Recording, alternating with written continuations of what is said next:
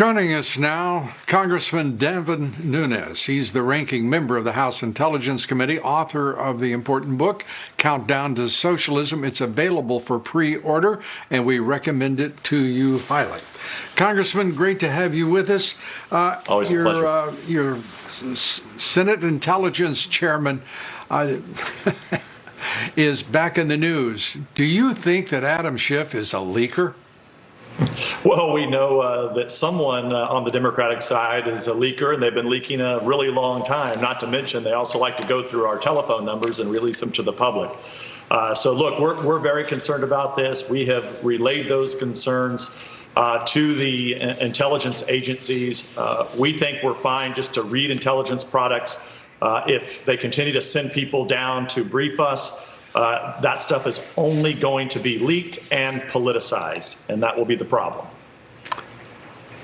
Your reference to the DNI John Ratcliffe making a decision that there won't be any more broad, at least, briefings on intelligence so long as he is director. You obviously agree with that decision. The American people are keenly aware that Congress has been leaking like a sieve from the moment this president stepped into the Oval Office and perhaps before.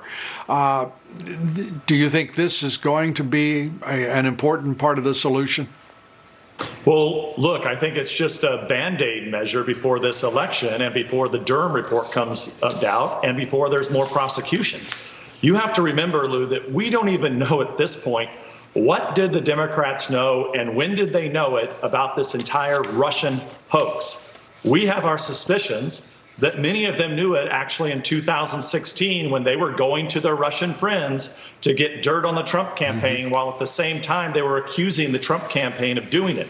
We think that goes back to 2016. And so this is just something right before the election that they need to do, because the one thing is clear.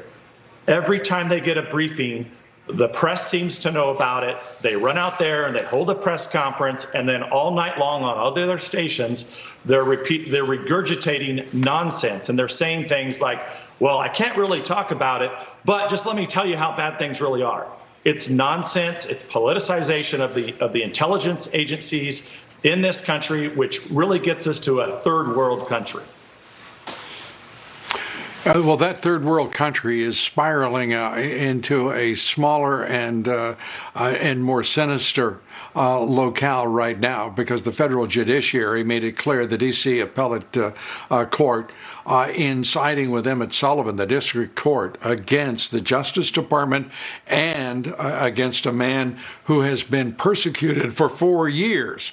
There's no question about it. It is a matter of fact, and simply decided to prolong it, and the only purpose could be reasonably for political purposes to keep General Flynn under constraint through the election.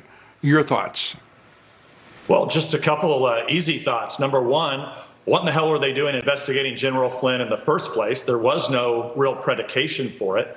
Secondly, we know on January 4th, the FBI agents that were looking at this, January 4th of 2017, that they were going to close the case. It was reopened by someone who we don't know yet. We were just told 7th floor.